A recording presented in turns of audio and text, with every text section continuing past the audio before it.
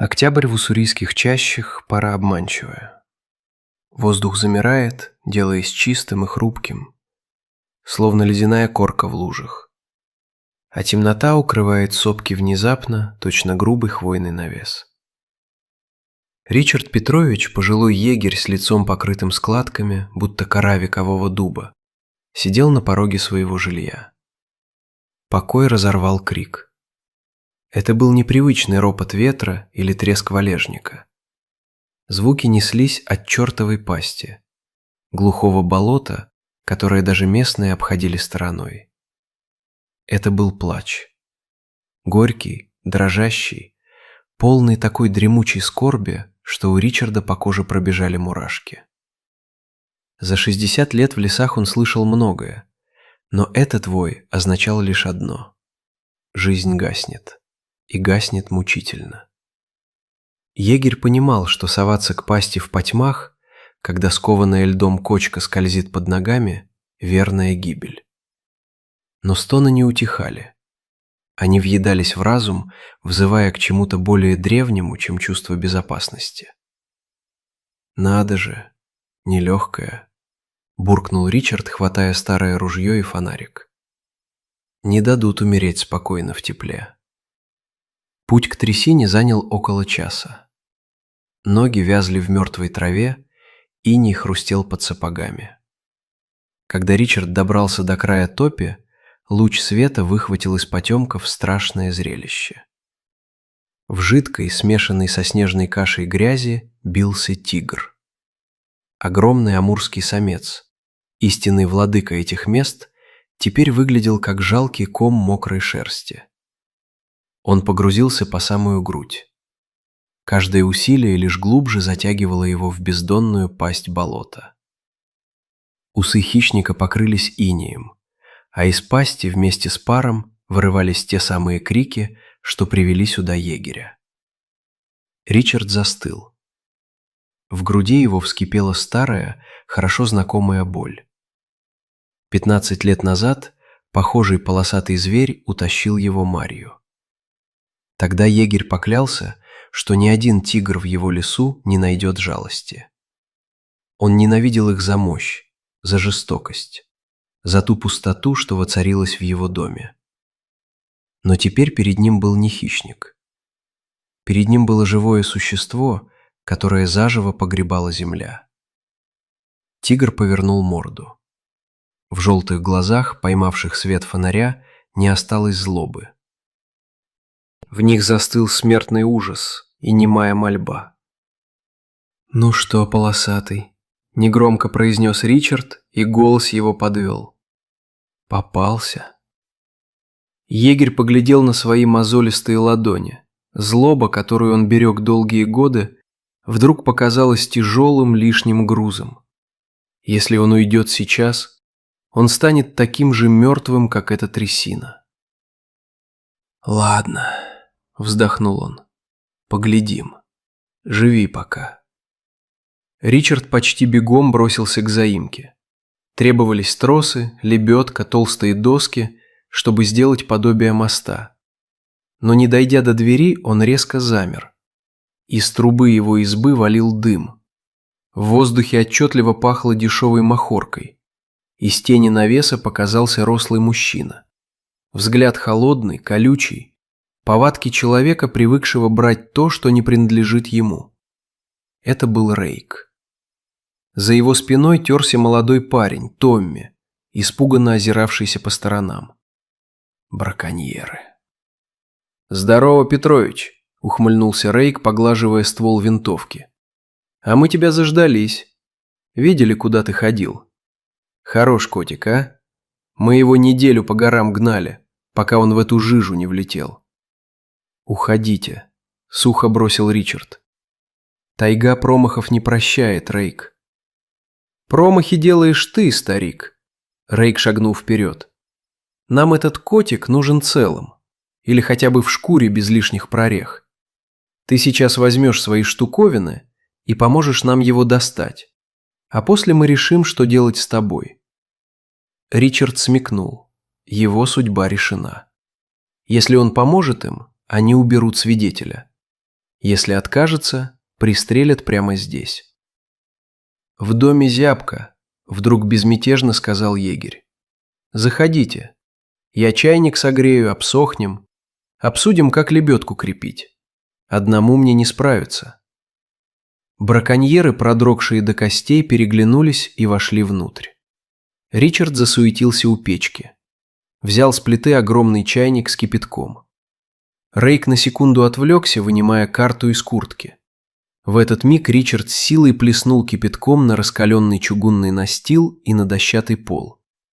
Избу моментально заволокло густое облако белого пара. «Ах ты, дед старый!» – рявкнул Рейк. Но Ричард, знавший каждый уголок своего жилища, уже вылетел в сени и запер дверь на массивный засов. Он не стал тратить время на сборы, он просто растворился в темноте. Егерь не побежал к болоту, он петлял. Он знал тайгу как свои 5 пальцев и повел преследователей по медвежьей тропе, узкому проходу меж скал, где старые шатуны часто делали лёжки. Позади доносились ругательства и треск веток. Браконьеры были взбешены и неосторожны.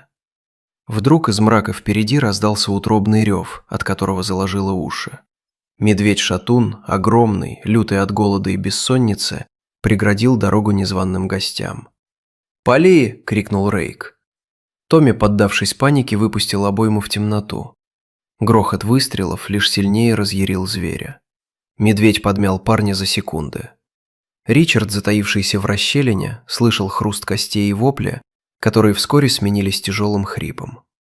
Рейку удалось отбиться. Он успел всадить пулю медведю в грудь, но зверь успел зацепить его когтями. Пользуясь суматохой, Ричард скользнул прочь. Его целью снова было болото. Когда егерь вернулся к трясине, повалил мокрый снег. Тигр почти не двигался. Лишь слабый пар из ноздрей выдавал то, что искра жизни еще теплится в этом мощном теле. У Ричарда не было инструментов, они остались в руках у браконьеров. Оставался только риск. Он отыскал упавшую сухую лисину, обрубил сучья и, кряхтя от натуги, потащил ее к краю болота. Положив бревно на кочки, он бережно двинулся по нему к зверю. Трясина чавкала, бревно гнулось, готовое треснуть. Тигр приоткрыл глаза. В них промелькнула былая злость, он попробовал оскалиться, защищая свою смерть от чужака.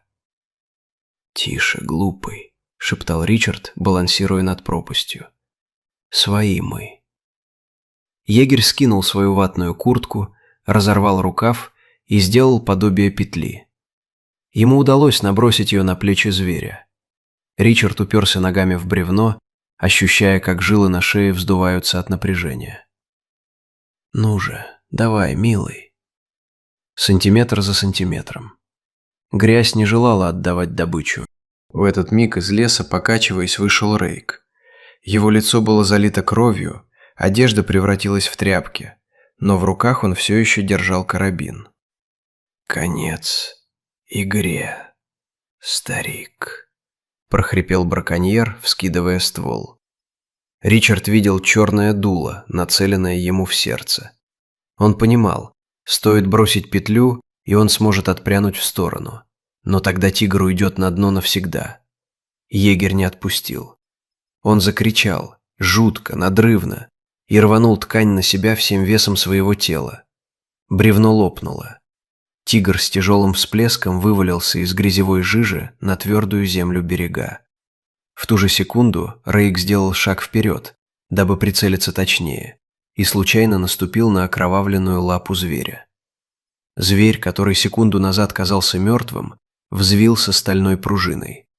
Последний инстинкт – защитить себя – придал тигру сил.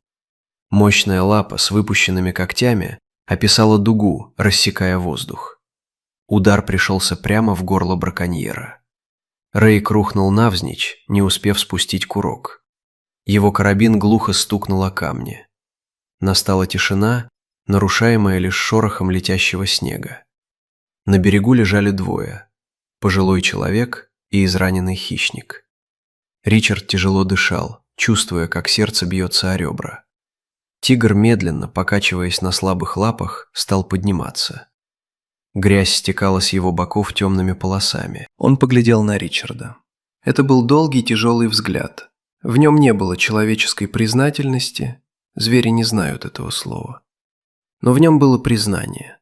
Признание права на жизнь.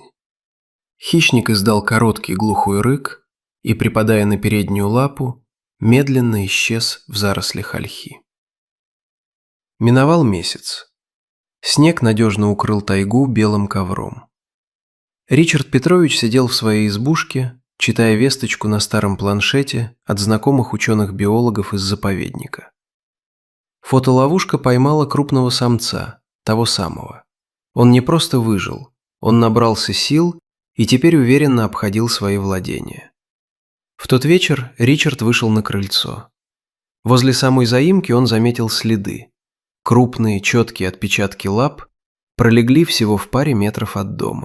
Тигр не зашел внутрь, не напал. Он просто прошел мимо, будто напоминая о своем присутствии. Егерь снял шапку, подставляя лицо зимнему ветру. Он посмотрел на замерзшую топь, на бескрайнюю тайгу и впервые за 15 лет ощутил, что пустота в его душе заполнилась чем-то важным.